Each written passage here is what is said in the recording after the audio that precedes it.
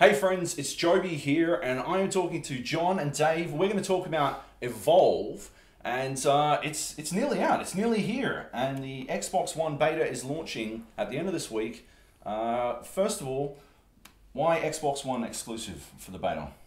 Well, we're working closely with Microsoft to make sure that the experience is as good as possible on Xbox One. But rest assured, we are working really hard on the other platforms to make sure that they're equally as fun across the board. There should be no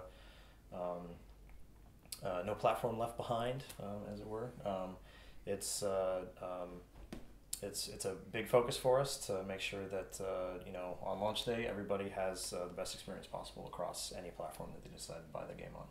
Cool. It's pretty interesting to me that Evolve it has this very asymmetrical gameplay in that, and it's reflected by the control schemes of the player characters themselves. The monsters, they tend to control better with controllers. The hunters, I tend to find they're easier to control with keyboard and mouse, I guess, because it's a shooter style. I guess it depends on your preference there, right? Because there's certain players that prefer the controller for a shooter versus the PC master race that like the old keyboard and mouse for a shooter no matter what, right? So that's true. It kind of comes down to player preference. Do you find that many people prefer to play as the monster with keyboard and mouse? We have quite a few guys at the studio that do actually. Some of our QA guys that swear by keyboard and mouse are actually quite good with the monster. So they feel really comfortable with it. One of the advantages that keyboard and mouse offers over controller usually is an advanced amount of precision. Mm-hmm. Do you guys have you guys ever noticed that precision comes into play as the monster a lot? It certainly can, depending on the ability, right? With Wraith, if you're trying to get that really precise abduction on somebody, precision can come into play there. But one of the things that we've done with a lot of the usability testing and focus testing, and even with these alphas and the upcoming beta that we're doing, is we're looking at how people play and making sure that no matter which control scheme you use, control method you use, that it's going to feel comfortable, and you're gonna really enjoy playing, because it's gonna feel natural, it's gonna feel right, and it'll be friendly to use. So. Of course. Now, one of the main concerns that I've seen from people about the game is the question of longevity. How are you guys addressing those concerns in general? Well, one of the things that we're doing that we announced recently about the game is the evacuation campaign, and the evacuation campaign brings 3 other game modes to the plate. We talked a long time about the hunt mode, which is the core of Evolve, but now we're talking about also bringing in the nest mode, the rescue mode, and the defend mode, and all those coming together to form an evacuation, a campaign that takes place over 5 in-game days, not real-world days. And you play the different game modes over time, and it gives you a little bit of a fiction wrapper to kind of carry you through. So it tells a bit of a story as you play. It tells a bit of a story of the colonists trying to get off the planet because it's been overrun by the monsters. And from the monster perspective, you're trying to kill as many of these colonists as possible. Kill the hunters. And from the hunter's perspective, you're trying to save as many as possible. To save people, yeah. And you go through hunts, nest, and rescue. There's voting at the end of each round to go one way or the other, depending on the game mode you want to play, and they all culminate in a defend at the end, where the hunters are trying to defend the evacuation ship to make sure that the colonists, the survivors, can get off the planet. And each round, whether you win or lose, depending on the team you're on, there will be an effect applied to the next map, whether it be man-eating eels in the water, or an EMP effect, or I saw one with a giant wall down half of the map. yeah, some of the an extra Goliath monster. Yeah, some of the maps will turn on these energy walls to kind of close in the play space to make it harder for the monster. Or sometimes the monster could get an extra minion to help them out.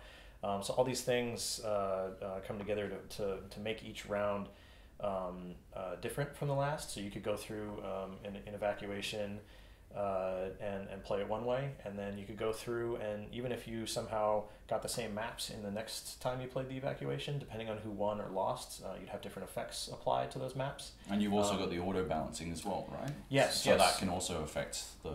Yes. So just because the monster player wins 3 rounds in a row doesn't necessarily mean that they're going to win, as you found out today. I did find out. The different wildlife you see all over Sheer is very interesting. It's quite varied. Can you take us through both of your favourite monsters that aren't the monster? Sorry, both of your favourite wildlife. The wildlife. I gotta go with Megamouth. When you see that giant jaw full of like 4 or 5 rows of teeth in your face, you know you're going in there. It's almost more terrifying than playing against a really good monster. And the fact that they are so well blended into the environment, much like the carnivorous plants, they're really hard to see till you're right on top of them, and by usually at that point it's too late and you're inside of it. Just such a terrifying element to have to worry about, besides the monster that's out there staging up trying to kill you as well. Yeah, definitely. Yeah, that one's awesome. I've always loved the Megamouth also, and the Blitz Leopard is also really cool. Right, jump in and pounce on you. Any of those that are kind of the sneaky wildlife that'll sometimes just completely ruin your day, and make your take your advantage and turn it around sometimes. The monster player can use that to his or her advantage by leading the hunters down a path towards the tyrant in the water sometimes, or the Megamouth, or plants, or any of those kind of creatures that the monster can take to their advantage. The hunters can do the same, because sometimes those wildlife creatures are going to be dangerous to the monster as well. Just to wrap things up, could I find out your favourite monsters and your favourite hunters? Just one hunter, so you got to pick from favourite class and hunter. I probably for monster I'd pick Wraith. I love sneaky gameplay style, kind of darting around and sneaking about and tricking people. Love that kind of gameplay. And from the hunter side, I really like Bucket. Aesthetically, obviously, Bucket's really interesting. He's cool. He's a robot. He doesn't like robots. It's true. And I really like his loadout. So. Yeah, he's kind of complex to get a grip on though. Because he's got his turrets that you got to kind of anticipate where you think the monster's going to be and place them smart. He's got the rocket launcher, but it's the laser guided one, so it's you got an advantage there on being able to kind of steer the rockets towards the monster, or whatever wildlife you're trying to shoot at. So I enjoy playing as Bucket. I find it fun. Yeah. Awesome. Dave? Yeah, Goliath is still my favorite monster. Right. Just the big brawler, the physical brute. Yep. I just love the way, just from his movements even, to the way he engages in fights, the way you can chain his abilities together, and just everything that you're doing with him, you're bringing it right to the hunters. So it just definitely has that feeling of, I'm the monster, you're the humans, and I'm here to get you. Not the other way around. Do you have any specifics? Are there, like I found when I was playing as Wraith, I didn't really use Warp Blast that much until the defend phase, but are there any abilities you main with Goliath? I like Leap Smash and Charge the best. But it's always good to have Flame Breath in your arsenal, especially with the cloaking support characters, or with Lazarus cloaking, you can show them by blowing the Flame Breath on them and exposing them. And so that's good as well. Rock throw, I would say that it's definitely a skill shot. It's in my opinion, probably one of the hardest skill shots in the game. But when you hit that rock throw and you hit a hunter in the face, I don't think there's anything more satisfying in the game. Especially when the hunter's in midair. Yes, getting one of those midair hits is really, really satisfying. Yeah, so that's definitely deciding on what you're going to pick with Goliath when you're playing him goes a long way, because it really determines like how you want to play. With the leap smash and the charge, you can use those also to get away and to flee the fight if you need to and go get more armor. But yeah, just the way that they hit, it's just so satisfying. Lazarus is my favorite. My favorite hunter. I fell in love with Lazarus just from the moment we first started seeing him in the game, and just the idea of being able to dictate the fight, and it's the one hunter where you kind of have to be the most patient with.